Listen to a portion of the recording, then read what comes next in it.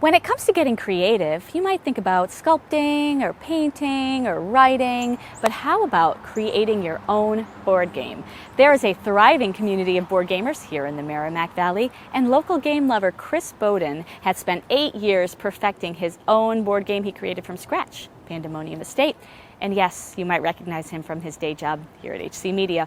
So how do you go about creating a high-end board game from scratch? Chris told us how.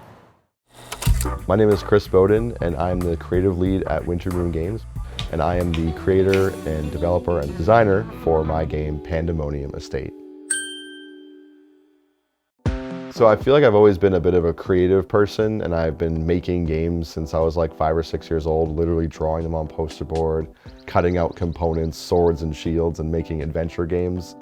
So the original idea for Pandemonium Estate came about 2013. And a friend of mine and I were just kind of talking, we're like, well, why don't we make a game? I mean, I had some other friends that were doing it. So I thought, well, why can't I do it? And I literally took a coffee table that was circular, flipped it over onto a poster board and drew a circle. And that's how the very first Pandemonium Estate board was drawn. So along the way with creating Pandemonium Estate, I've met a lot of roadblocks, some self-inflicted. I've always tried to kind of just stay working on it in some way over the years, but there have been days where I have quite literally wanted to burn this game to the ground and never look at it again. But now it's about just finishing the game and getting it out there and having a finished, complete package that I can give to people, play, and have on a shelf and be proud of. I guess with all the years of refinement and development, it's paid off in a sense.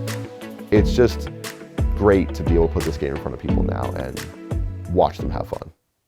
So tell me about the game. What is Pandemonium Estate? What's the object of the game? How do you play? So Pandemonium Estate is an otherworldly adventure board game that takes place in an interdimensional mansion. And this mansion exists between world and time. This version here that's on white foam core is the original board that I mentioned. I flipped the coffee table on and drew the circle.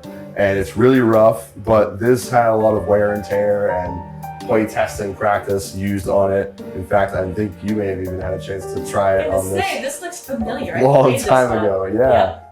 Of course, this is now the final board, and very little, if anything, will be changed on this board before production. And it's gone through probably like 5 iterations between these two. So you've been pulled into the mansion against your will. We all start in the center of the board just like that. And we're gonna be playing across one of the 3 different storylines that I mentioned earlier.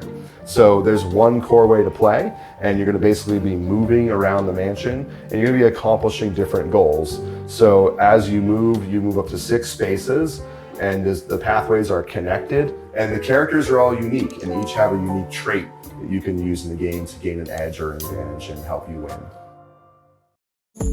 So right now the game is pretty much done as far as design goes. So if you want to learn more about Pandemonium Estate, you can go to gamefound.com, which is where I'm going to be posting the follow page, and people can check out some of the art and some of what's coming up about the game. You can also check out wintermoongames.com, and there's stuff there you can learn about the game too. If you're looking to make a game and you want to be creative and design a game, I would say just make it, design it. Don't worry about how it looks, don't worry about art. Draw it up literally on paper, cardboard, cut it out with scissors, spit and bubble gum, and play test it. Play it, see if it's fun. Play it with people that aren't your friends, so you'll get real criticism. And if you think you got something there, talk to a publisher about maybe pitching it to them and seeing if they'll take it on. I do think that board games are still relevant in the digital culture because they're making a comeback, because what you have that you don't get with video games is you get that around the table experience with your friends or your family that's face to face. So you're getting that tactile in-person experience, and you're also getting that spectacle. So some of these games, they have a massive table presence and they just look incredible. They are in and of themselves an art exhibit. As technology changes and art evolves, we're gonna be just reimagining how board games can look on a table.